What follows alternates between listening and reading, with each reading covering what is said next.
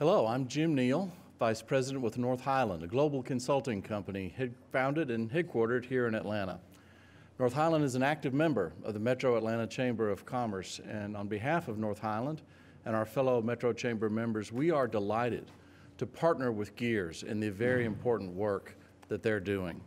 It's been said many times, and it can't be said enough. We know that the investment in our early childhood development and learning pays off so well. It's the most important investment we can make for our kids and for our communities. Business leaders here in Atlanta and across the state of Georgia recognize the value of that investment, and we pledge our ongoing support to GEEAR and all of those who are working to sustain investments in our most important resource that has the most certain longer-term payoff, and that is early learning and development of our youngest children here in Georgia. It's my pleasure to introduce our next speaker, Tom Lamb. Tom is Senior Vice President for Government Affairs at the PNC Financial Services Group. He is a trustee of the Committee for Economic Development, and he serves on the boards of the Pennsylvania Partnerships for Children, the Greater Pittsburgh Chamber of Commerce, and the Public Affairs Council. Please join me in welcoming Tom Lamb.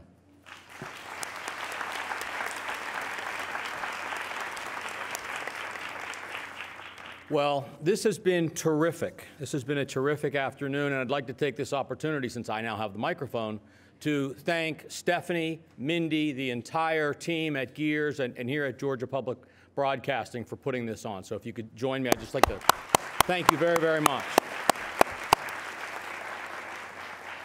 So Beth Shapiro and Whit Ayers told us that voters nationally and here in Georgia overwhelmingly support funding for high-quality early childhood education. Dr. Steve Barnett told us what we need to do in order to build that high-quality system across Georgia and ensure access for all 3- and 4-year-olds. Dr. Alexander made a compelling case for why we need to make this investment. All the candidates have been supportive. So what's our takeaway? What do we do with all that? Beth Shapiro told you that she was not going to give you homework, despite her teaching background. As the father of a 3rd grade teacher, though, I have been empowered to give you homework. I am going to ask you to do a few things. As you may or may not know, PNC is one of the largest financial institutions in the country. We are relatively new to Georgia. We are not new to this issue. Roughly 10 years ago, our chairman and chief executive officer asked the question, what could we do if we dedicated a significant portion of our philanthropic spending to one issue? And what would that be? Well, that discussion led to what has become PNC's Grow Up Great initiative. PNC now, 10 years later, it has become a $350 million commitment to access to high-quality early childhood education in all of the markets that PNC serves. But it's more than about money. We have served more than 2 million children in PNC markets, and we have had employees on paid time volunteer over 400,000 hours for the early childhood education centers that we work with. But this is not merely about corporate altruism. This is about workforce. We have transitioned to a skills and knowledge-based economy, and the question that is before all of us every day is, where are we going to find the workforce for tomorrow? As we continue to expand to meet the needs of our customers and to serve the communities where we are located, where are we going to find the workforce for tomorrow? Unfortunately, more than 20% of high school students will not graduate. And in many of the urban areas that we serve, that number is in excess of 50%. More than 50% of kids in many urban high schools will not graduate at a time when the demands of the workforce are greater than they ever have been. The governor referenced here the same thing that we hear from governors and mayors all over the country, the thousands and thousands of jobs that are unfilled because we cannot find employees who have the skills to take on that assignment.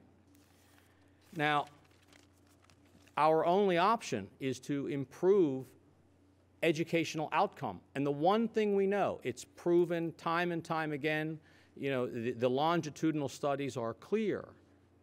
The benefits of early childhood education, greater performance at 3rd grade, higher grade attainment, higher likelihood of high school graduation, of post-secondary education. The facts are very, very straightforward. The facts are very, very simple. We know that students, from a banking perspective, who have gone through early childhood education, who have had greater attainment, who are more employable, have higher earnings. They are more likely to have a stable family environment. They are more likely, from our standpoint, to have a checking account and a savings account and a credit card and a mortgage and a car loan and the ability to pay it back. This is not merely about education. This is about building our communities. This is about building our communities for today and tomorrow. This is an economic issue. It is a national security issue. We have a moral obligation to give children the opportunity to be successful.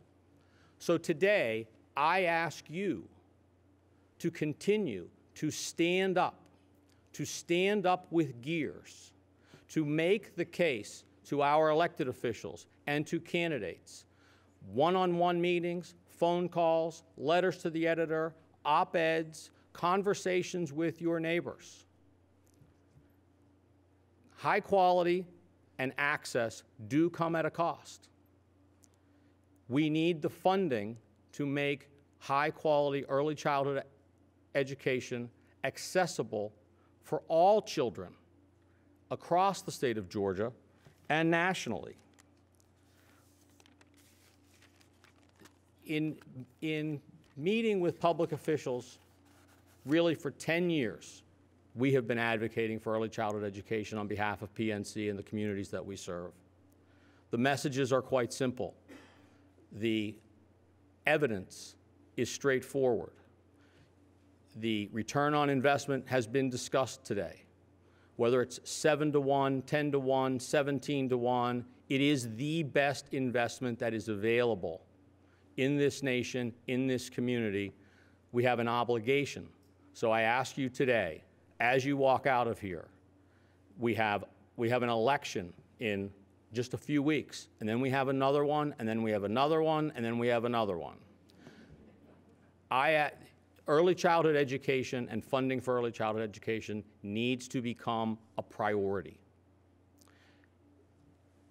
Whit and Beth talked earlier today. Education is always on the top of everyone's list on priorities. We need to deliver on that, and we need to make funding for early childhood education a priority. We owe that to our children. We owe that to ourselves. And so today I ask you, as you leave here, to make a commitment to make early childhood education funding a priority here in Atlanta, in Georgia, and nationally. And thank you very much.